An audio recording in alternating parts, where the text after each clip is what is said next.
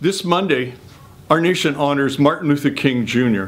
by celebrating his birthday, and we, the people, inaugurate Barack Obama to a second term as President of the United States of America. Martin Luther King's short life of 39 years is best remembered as leader and figurehead in the modern civil rights movement that stretched from 1954 to 1968. In 1955, Rosa Parks refused to give up her seat to a white person on a segregated bus in Montgomery, Alabama. Her act of civil disobedience drew King and a legion of African-American bus riders into a 444-day boycott of the city's bus system. Without the use of weapons, or as people in the movement said, using our bodies as weapons, the black community of Montgomery walked and carpooled to work. Their non-violent resistance erased legal racial segregation on buses in Montgomery. The Supreme Court of the United States made a decision, Brown versus Board of Education of Topeka, Kansas, and the Montgomery bus boycott sparked other non-violent civil rights campaigns. The names of those campaigns have become a litany of American freedom. The integration of Central High School in Little Rock, Arkansas in 1957. The sit-ins at lunch counters in Greensboro, North Carolina, 1960. The Freedom Riders on interstate buses in 1961 that tested federal anti-discrimination statutes. The boycott of department stores in Birmingham, 1963. And a little later, the March on Washington for Jobs and Freedom in 1963. Mississippi Freedom Summer of 1964 brought over 400 college-age students, black and white, into Mississippi to register black voters ages up to 80 years of age. The Selma to Montgomery March in '65 for voting rights happened after marchers were beaten and tear gassed at the Edmund Pettus Bridge 2 weeks earlier by Alabama police forces. In the Chicago campaign of the mid-1960s, King brought his civil rights message and his family to a northern ghetto. They lived there. In 1968, King and his forces stood behind the sanitation workers' strike in Memphis, Tennessee. Yes, there was Martin Luther King Jr., the leader whom we honor. But thousands of others led, thousands others sacrificed or put their lives in harm's way.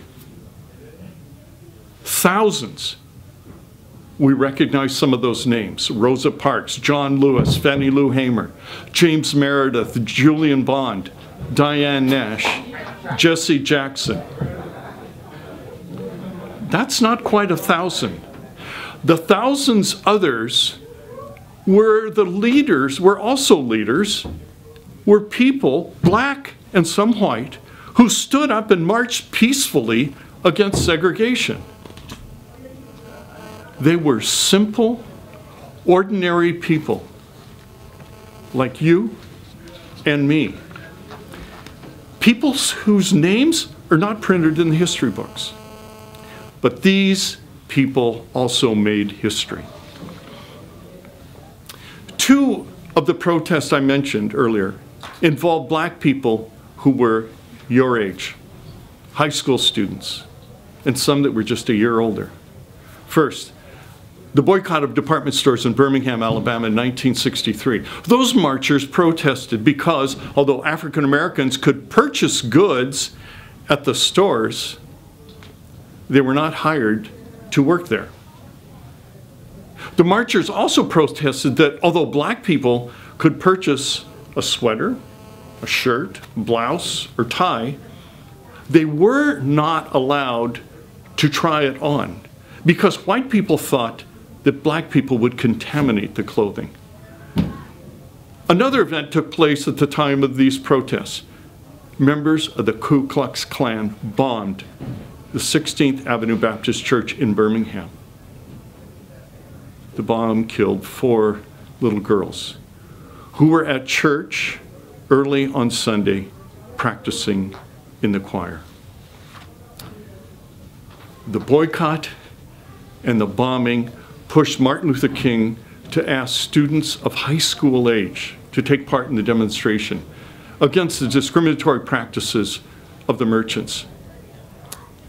As they walked 4 blocks from Kelly Ingram Park to the Commercial Center of Birmingham, they sang to steel their courage. They sang "We Shall Overcome" and other songs of the civil rights movement. Their favorite song refrain was, "Ain't gonna let nobody turn me around, turn me around, turn me around. Ain't gonna let nobody turn me around. Keep on a walkin', keep on a talkin', going down to Freedom Land." The second example in North Carolina 2 years earlier involved 4 African American freshmen from North Carolina Agricultural and Technical Institute. They sat in at a segregated lunch counter at the Woolworth store in downtown Greensboro on February 1st, 1960. All 4 were 19 years of age. Their actions spread to other cities, changing public policy at lunch counters. I have a couple final questions for our thought. If King were alive today, what would his causes be? In 1967, he spoke out against the United States' involvement in the Vietnam War. Would he have remained silent the past decade as the United States fought 2 wars in Afghanistan and Iraq? King was an outspoken apostle of nonviolence. What would he encourage our president and the United States Congress to do in order to make our gathering places, schools, theaters, stadiums, malls, safer places? Hi, I'm Addison Zenobio, and I represent the group in between. Although I may look different to you, I have learned to be positive, just like Dr. King was through difficult times. Just like me, Dr. King was persecuted for what he believed in. Before you judge me, please step into my shoes. I'm Pat Kurz. I represent the people who feel like they're exiles in their own land. Remember back when you were choosing up sides for teams? I was not only the last picked, I was not picked. The teams would rather play a man down than have me on their side. So I was the umpire or the backstop. I try to joke about it and stay positive, but it still hurts. So before you judge me, step into my shoes. Hi, my name is Doria Nyakavi. I represent a group that's from a different place. I may appear to be different because I'm a different race and I'm also from a different place. Martin Luther King is my role model because he understood that you shouldn't be judged for being different. So before you judge me, take a walk in my shoes. Hi, I'm Mara Kramer, and when I was 6 months old, I was adopted from China. As Dr. King once said, our lives begin to end the day we stay silent about things that matter. And that means, though I don't know my past, that doesn't mean that I can't create my own future. And before you judge me, try walking in my shoes. Hi, my name is Romello Ugali. I've been judged on numerous occasions because of my race. When I first moved to Gig Harbor, not a lot of people wanted to hang out with me simply because I'm brown. Martin Luther King strived for equality, which is why he's my hero. So please, next time you judge me, take a walk in my shoes.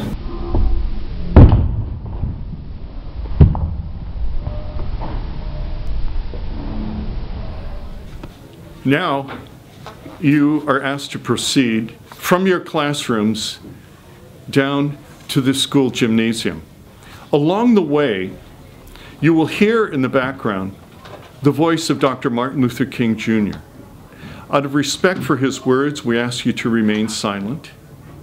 And be a good idea, turn off cell phones and all that little electronic stuff as you head down the hall.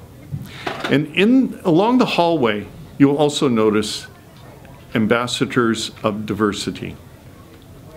Please note them. See you in the gym.